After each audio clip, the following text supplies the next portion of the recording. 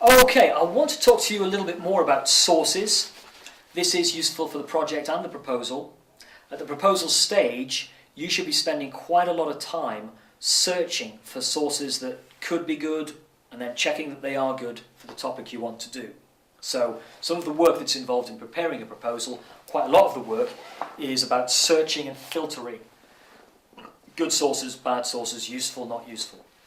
That means you've got to be a real whiz on the journal databases, the academic databases in the library, and you've got to be good at searching. Yeah, good keyword searches. You've got to be patient, you've got to try lots of combinations, you've got to be good at filtering through things. It's a sit down, take your time and really search kind of task. And if you don't do that, then you're not going to get the most specialist stuff, and it's going to show in your bibliography, and I will mark you down for it because it does affect the quality of your work.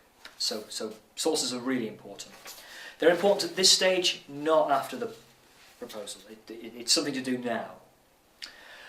What sort of places should you be looking? Well, it obviously depends on your topic and your country and stuff, but we can draw some certain sets of sources out and say these are particularly important, and we can draw certain out and say you want to avoid these. Avoid textbooks. There's loads of textbooks on the EU. They're very useful to read. They're not useful for these projects. You wouldn't list them in the bibliography for these projects, even if at some stage you had used them. They're not specific enough for these projects. Please avoid putting textbooks, EU textbooks, in this proposal. Avoid them completely. Avoid them totally.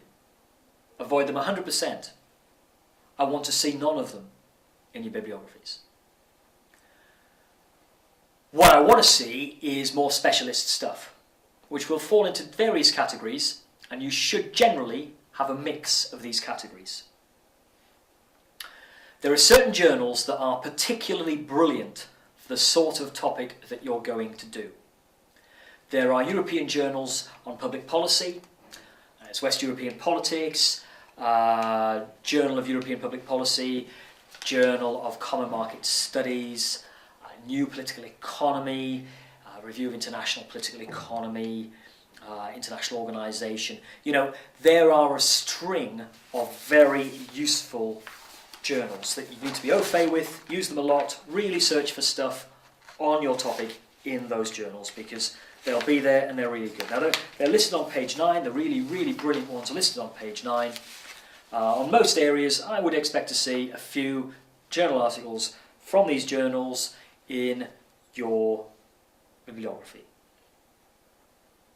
That doesn't mean that you pay no attention to the content or the title or the abstract or what the article's about. You know, it's got to be relevant. You can't force it.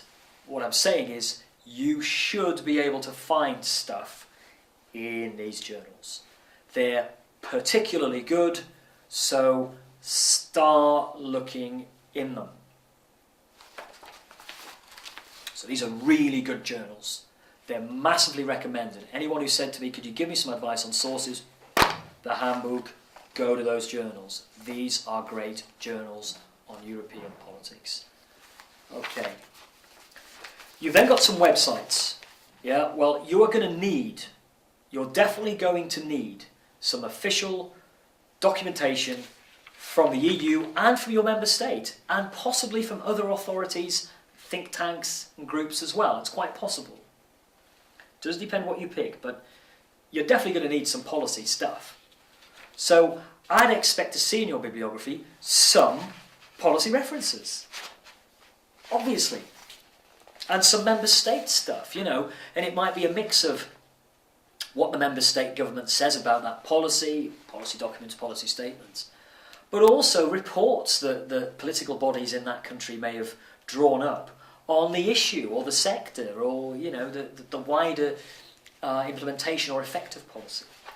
I'm going to expect to see those in the bibliography. It's natural that they will be there. So, you know, you've got to go to the policy stuff and the official stuff. There's loads of it. There's loads of it. These websites are full of stuff that's useful.